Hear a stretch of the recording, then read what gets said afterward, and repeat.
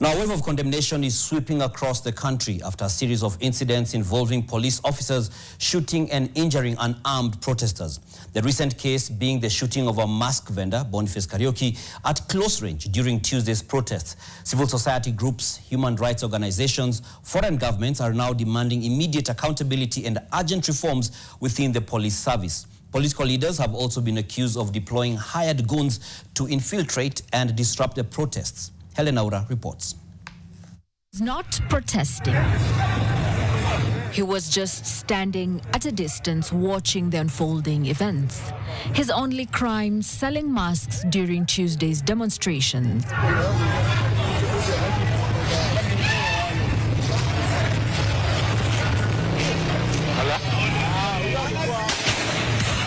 This trigger-happy police officer changed the trajectory of Boniface Kariuki's life by pulling the trigger.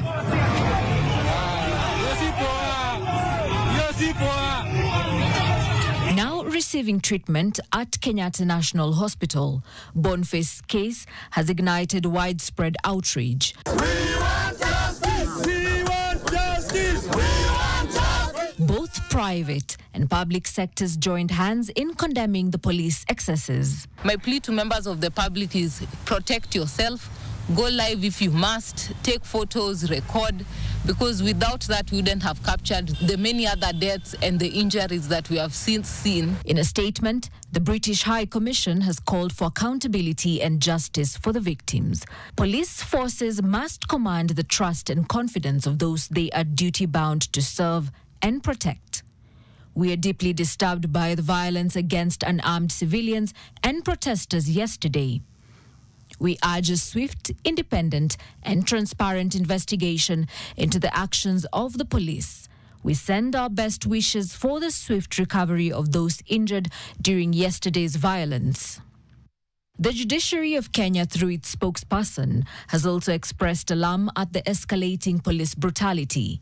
The judiciary expresses its concern over the rising incidents of unjustified police brutality and the growing trend of peaceful protests being infiltrated by goons. As some of these matters are now before the courts, the judiciary wishes to assure the nation that the courts remain committed to their constitutional mandate to uphold justice, including in cases relating to police brutality and other forms of misconduct. The International Commissions of Jurists Kenya chapter joined the chorus of condemnation, warning of a deep-rooted culture of impunity in law enforcement. Tuesday's events confirm a crisis of impunity in our law enforcement system. It is not isolated, it is not accidental, it is attitudinal and deliberate. But as Kenyans exercised these rights, law enforcement responded with bullets instead of dialogue, with brutality instead of protection. The Kenya Private Sector Alliance has also called for the de-escalation of the current national situation. Through a statement, they say, the private sector advocates for a governance model that prioritizes public accountability and the peaceful expression of grievances as enshrined in the Constitution.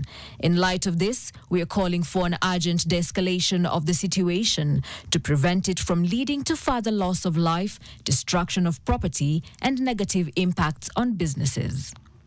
Pressure is mounting on Interior Cabinet Secretary Kipchumba Murkomen and the Inspector General of Police Douglas Kanja and the Deputy Inspector General of Police Eliud Lagat, with growing public calls for their resignation in response to what many are calling a rogue and unaccountable police service unit. Helen Aura, NTV.